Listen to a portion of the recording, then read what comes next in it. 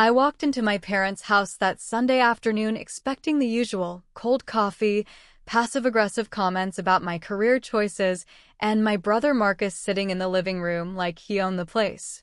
What I didn't expect was to find him presenting my entire business pitch to our parents, investors I'd never met, and his smug girlfriend who was recording everything on her phone.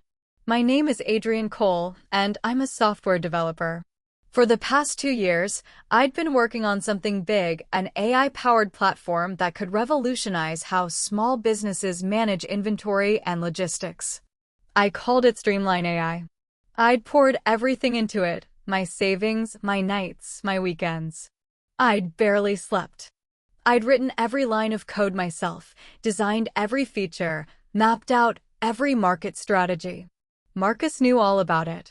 He's my older brother by 3 years, and we used to be close. Used to be. He'd seen my prototypes, listened to my pitches as practice, even helped me brainstorm names over beers. I trusted him. That was my first mistake. So when I walked in that day and saw my slides, my exact slides, projected on the living room wall, with Marcus standing there in a suit I'd never seen him wear, gesturing like Steve Jobs, I froze. And that's why Streamline AI is going to dominate the market within 18 months, Marcus said, clicking to the final slide. My final slide. The one with my contact information, except now it had his name on it. I must have made a sound, because everyone turned to look at me. Adrian. My mom stood up, smiling like nothing was wrong. You're early. We were just finishing up. Finishing up what? My voice came out quieter than I intended. Marcus didn't even flinch. He looked right at me, and I saw something in his eyes I'd never seen before: cold calculation. My pitch, he said. I was just telling Mom, Dad, and these potential investors about my new startup. Your startup. I stepped into the room. My heart was pounding so hard I could hear it in my ears. That's my project, Marcus. That's my pitch. Those are my slides. One of the investors, a woman in her 50s with sharp eyes and an expensive watch, glanced between us. Is there some confusion here? No confusion, Marcus said smoothly. Adrian and I talked about this idea casually a while back, but I'm the one who actually developed it into a viable business model. I couldn't breathe. That's a lie. Adrian, don't make a scene, my father said, his voice already tired. He always did this, shut me down before I could defend myself. I'm not making a scene. I'm telling you that Marcus stole my work. Marcus laughed. Actually laughed. Come on, man. You've been talking about a million different app ideas for years. You never follow through with anything. I'm the one who actually put this together. I have 50,000 lines of code that say otherwise. Do you? Marcus tilted his head. Because I'd love to see them. That's when I realized what he'd done. My laptop. 3 weeks ago, Marcus had borrowed my laptop because his was in the shop. He'd had access to everything: my code repository, my business plan documents, my investor research, my financial projections. He must have copied everything. The second investor, a younger guy with a startup bro vibe, checked his phone. Look, we don't have time for family drama. Marcus, we'll be in touch. Wait, I said. Please, just give me 5 minutes. I can prove. Adrian, enough. My mother's voice was sharp now. You're embarrassing yourself. They left. All of them. The investors shook Marcus's hand, ignored me completely, and walked out. Marcus's girlfriend stopped recording and smirked at me as she followed them. The room fell silent except for the hum of the projector. I can't believe you, I said to Marcus. He shrugged, packing up his laptop, which I now noticed was brand new. Business is business, little brother. You snooze, you lose. That's my entire life's work. Was, he corrected. Now it's mine. And, honestly, I'm doing you a favor. You would have screwed it up anyway. I looked at my parents, waiting for them to say something, anything. My dad wouldn't meet my eyes. My mom just sighed. Maybe this is a learning experience for you, Adrian, she said. Marcus has always been more business-minded. I left without another word. I sat in my car for 20 minutes, shaking with rage and disbelief. Then I called my friend Lena, who's a lawyer. He did what? She said after I explained everything. Stole everything. My code, my pitch, my business plan. And my parents just sided with him. Okay, first, breathe. Second, do you have proof that you created this? Timestamps, Git commits, anything. I have everything. Every version, every commit, every document saved with metadata. Good. Don't do anything stupid. Let me make some calls. I spent the next week in a fog. I couldn't eat, couldn't sleep. I kept replaying that moment in my parents' living room over and over. Marcus's face. My mother's dismissal. My father's silence. Then, 8 days later, my phone rang. Unknown number. Is this Adrian Cole? This is Adrian. Mr. Cole, my name is Vanessa Hartwick. I'm one of the investors your brother pitched to last week. Do you have a moment to talk? My stomach dropped. Sure. I'm going to be direct. After your brother's presentation, I did what I always do, due diligence. I ran background checks, looked into his professional history, checked for any prior ventures or patents. I found nothing. No code repositories, no LLC filings, nothing. That raised a red flag. I didn't say anything. I was afraid if I spoke, I'd wake up and this would be a dream. Then I found your LinkedIn profile, she continued. And your GitHub. And your portfolio site, which has documented every stage of Streamline AI's development for the past 2 years. Timestamped commits, version histories, everything. So I'm calling to ask you directly, did your brothers steal your work? Yes, I said. Every single piece of it. She was quiet for a moment. Can you meet me tomorrow? I'd like to hear the full story. We met at a coffee shop downtown. I brought my laptop and a folder Lena had helped me prepare, printed commit logs, design documents with my name on them, emails between me and beta testers, even a video I'd recorded 6 months ago explaining the platform for a potential partner. Vanessa went through everything methodically. She asked detailed technical questions that Marcus never would have been able to answer. She asked about my vision, my roadmap, my understanding of the market. 2 hours later, she closed the folder and looked at me. I believe you, she said. And I want to invest. Not in your brother, in you. I almost cried. But, she added, we need to handle this carefully. Your brother's already shopping this pitch around. If he gets funding from someone else first, this becomes a legal nightmare. What do I do? Let me talk to my partners. In the meantime, I need you to document every single instance of his access to your files, every conversation, every piece of evidence you have that this is yours. And Adrian, don't confront him yet. Let him think he's won. That was the hardest part. For 3 weeks, I had to pretend everything was normal. Marcus texted me once asking if I was over my little tantrum. I didn't respond. My parents called to invite me to Sunday dinner. I said I was busy. I spent those weeks working with Lena and Vanessa. We built an airtight case. Every commit, every timestamp, every design choice, I documented how and why I'd made it. I even found old texts between Marcus and me where I'd explained features to him, proving he hadn't come up with any of it. Then Vanessa made her move. She reached out to the other investor who'd been at that meeting, the startup bro guy, whose name was Kyle. She showed him everything. He tried to sell us stolen work? Kyle said, according to Vanessa. That's insane. It gets better, Vanessa told him. I want to set up a meeting. Both brothers, both of us, and let's see who can actually answer technical questions about the platform. Kyle agreed immediately. Vanessa called Marcus and told him she was ready to move forward with funding, but she wanted one more deep dive meeting with technical questions. Marcus, overconfident as always, said yes. The meeting was set for a Friday afternoon at Vanessa's office. I showed up 30 minutes early. Vanessa and Kyle were already there, along with another person, a woman I didn't recognize. That's my attorney, Vanessa said. Just in case. Marcus arrived right on time, wearing another expensive suit. He walked in smiling, shook everyone's hand, then saw me.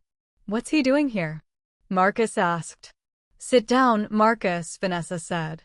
Her voice had changed. "All business." Marcus sat, but his eyes kept darting to me. "Let's start simple," Vanessa said. "Can you walk us through the core algorithm that powers Streamline AI's predictive inventory feature?" Marcus blinked. "The core algorithm?" "Yes, the one you developed." "Right, of course. It uses machine learning to analyze purchasing patterns in—" "Which machine learning model?" Kyle interrupted. "It's a neural network," Marcus said. "Which type?" I asked quietly. Marcus glared at me. "Does it matter?" "It does if you built it," Vanessa said. She slid a piece of paper across the table. "Here's a technical question about the platform's database architecture. Can you diagram how the system handles real-time data synchronization across multiple user accounts?" Marcus stared at the paper. "I don't have a pen." Kyle handed him one. Marcus picked it up, started to draw something, then stopped. "I mean, I know how it works. I just don't need to draw it out." "Adrian," Vanessa said, turning to me. "Can you answer that question?" I took the paper and sketched out the architecture in about 90 seconds, explaining each component as I went. I talked about the Redis caching layer, the PostgreSQL database structure, the WebSocket implementation for live updates, the failover protocols. When I finished, Vanessa nodded. "That matches the technical documentation perfectly." She opened a folder and pulled out a thick stack of papers. "Marcus, this is every commit log from Adrian's GitHub repository for Streamline AI, dating back 26 months. His name is on every single one. Timestamped, verified, public record." Marcus's face went pale. "This," Vanessa continued, pulling out another document, "is the beta tester agreement Adrian signed with 4 small businesses 8 months ago. Your name appears nowhere. And this," Kyle added, putting his phone on the table with a video playing, "is a recording Adrian made 14 months ago explaining his vision for this exact platform. Long before you ever mentioned it to us." Marcus tried to speak, but nothing came out. "You committed fraud," Vanessa said. "You stole intellectual property and attempted to secure investment funding under false pretenses. That's a crime." "I didn't. He's my brother. We worked on this together." "Stop lying," I said. My voice was steady now. "You stole my laptop login, copied my files, and presented my work as yours. I have the access logs. I have everything." Marcus turned to me, and for the first time, he looked scared. "Adrian, come on. We can work this out. We're family. You called me a failure. You told our parents I'd embarrass myself. You tried to steal 2 years of my life." Vanessa's attorney leaned forward. "Mr. Cole, Marcus, you have 2 options. 1, we pursue legal action for fraud, theft of intellectual property, and attempted investment fraud. This will be public, it will be expensive, and you will lose. 2, you sign a document right now admitting that Adrian Cole is the sole creator and owner of Streamline AI. You cease all attempts to pitch or profit from this work, and you publicly retract any claims you've made about creating it." "And if I don't?" "Then we file on Monday," the attorney said. "And we'll also be reaching out to every investor you've pitched to in the last month to inform them of the fraud." Marcus looked around the room like a trapped animal. "You're all against me." "You're against yourself," Kyle said. "You lied to us, man. That's on you." Marcus's hands were shaking. "Fine. Where do I sign?" The attorney slid a document across the table. Marcus read it, his jaw tight, then signed. "One more thing," Vanessa said. "You're going to call your parents right now and tell them the truth." "No." "Yes," I said. "Or I will. And I'll show them every piece of evidence." Marcus pulled out his phone with trembling hands and dialed. It rang twice. "Mom?" "Yeah, it's me." "Is Dad there?" "Put me on speaker." He paused. "I need to tell you something. The business pitch I showed you? It wasn't mine. I stole it from Adrian. All of it. He created Streamline AI, not me. I couldn't hear my mother's response, but I saw Marcus flinch. "I'm sorry," he said, his voice breaking. "I'm sorry, okay? I thought I could." He stopped. "Yeah, I know. I'm sorry." He hung up and wouldn't look at me. "We're done here," Vanessa said. "Adrian, stay. We have paperwork to go through." Marcus stood and walked out without another word. After he left, Vanessa smiled at me. "Congratulations. You're about to be a funded founder." 3 months later, Streamline AI officially launched with $500,000 in seed funding from Vanessa and 2 other investors. Kyle came on as an advisor. Lena handled all the legal incorporation. My parents called 2 weeks after that meeting. My mom cried and apologized.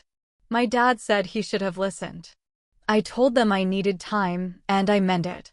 They'd chosen Marcus over me without hesitation, and that wound doesn't heal overnight.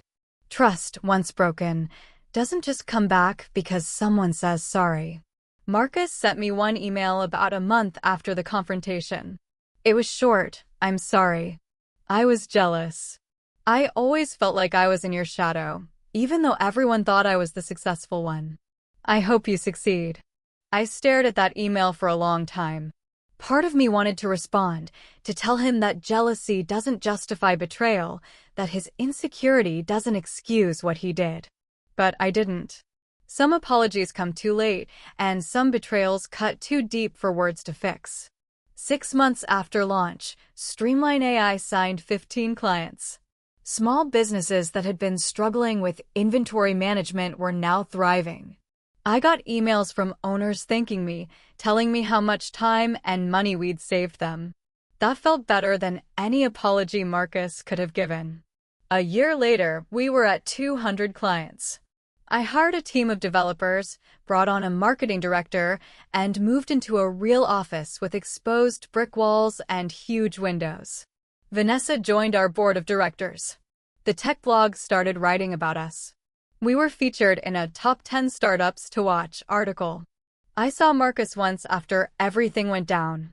It was at a family holiday gathering I reluctantly attended because my younger cousin was graduating college and I didn't want to miss it. Marcus was there, sitting alone in the corner of my aunt's living room while everyone else mingled. He gained weight. His hair was messy. He looked exhausted. When our eyes met across the room, he looked away immediately. My mom cornered me in the kitchen later. "He's going through a hard time, Adrian. He lost his job. His girlfriend left him. Maybe you could talk to him, help him out." "No," I said flatly. "But he's your brother." "And I'm your son," I said. "But you didn't believe me when it mattered. You took his side without even asking questions. Do you know how that felt?" She looked down at her hands. "I know. We made a mistake. But family is supposed to forgive. Family is also supposed to trust each other," I said. "Marcus didn't just steal an idea, Mom. He tried to steal my entire future. He was willing to watch me fail and lose everything while he succeeded with my work. That's not a mistake. That's a choice." She didn't have an answer for that. I left the party early. As I drove home, I thought about forgiveness and what it actually means. Some people think forgiveness means erasing what happened, pretending it didn't hurt, letting the person back into your life like nothing changed. I don't believe that. Forgiveness, to me, means letting go of the anger so it doesn't poison you. It doesn't mean forgetting. It doesn't mean reconciling. It means choosing your own peace over their redemption. I don't hate Marcus anymore. But I don't trust him either. And I'm okay with that. Streamline AI kept growing. 18 months after launch, we closed a series of funding round. $3 million. I stood in front of a room full of investors and pitched my vision, my real vision, the one I'd been building for years, and they believed in me.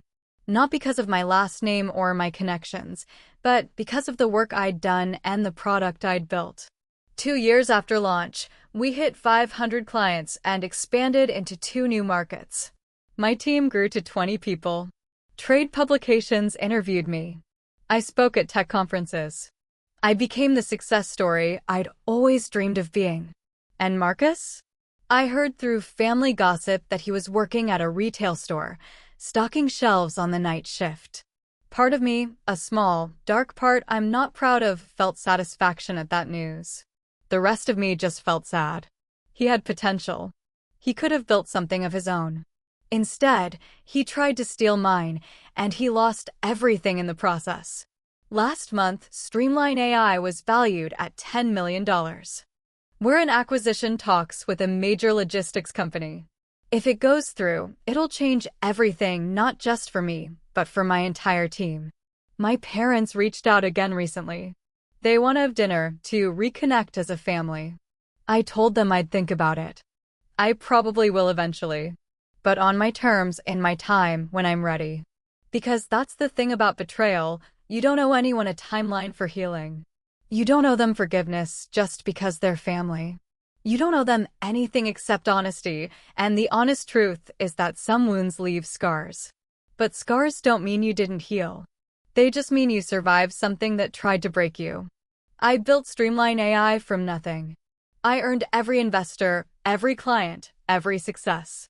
And nobody, not my brother, not my parents, not anyone, can take that from me. Sometimes karma doesn't need your help. Sometimes the best revenge is just living well, succeeding loudly, and proving that you never needed them to believe in you in the first place. The truth always comes out. Always. And when it does, the people who doubted you have to watch you rise. If you've ever been betrayed by someone you trusted, if you've ever had your work stolen or your dreams dismissed, drop a comment below. You're not alone. And if this story meant something to you, hit that like button and subscribe for more stories about justice, betrayal, and the price of ambition.